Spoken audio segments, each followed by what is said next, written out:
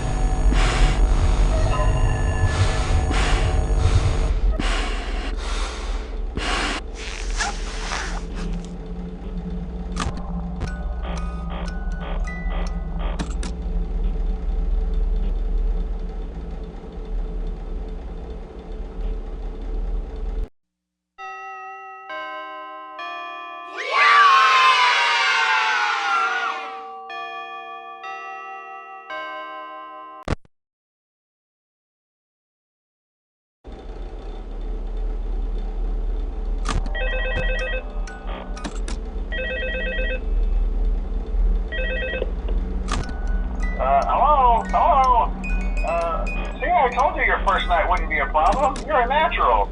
By now I'm sure you've noticed the older models sitting in the back room. Those are from the previous location, and we just use them for parts now. The idea at first was to repair them. They even started retrofitting them with some of the newer technology, but they were just so ugly, you know, and the smell. So the company decided to just go in a whole new direction and make them super kid-friendly. Those older ones shouldn't be able to walk around, but if they do, the whole Freddy head trick should work on them too, so whatever. I love those old characters. Did you ever see Foxy the Pirate? Oh wait, Foxy. Oh yeah, Foxy. Hey listen, that one was always a bit twitchy. I'm not sure if the Freddy head trick will work on Foxy. If for some reason he activates during the night, and you see him standing at the far end of the hall, just flash your light at him from time to time. Those older models would always get disoriented with bright lights. It would cause a system restart or something. Come to think of it, you might want to try that on any room where something undesirable might be. It might hold him in place for a few seconds.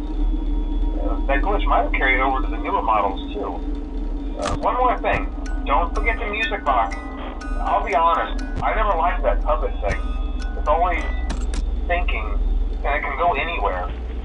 I don't think the Freddy mask will fool it, so just don't forget the music box. Anyway, I'm sure it won't be a problem. Have a good night, and I'll talk to you tomorrow.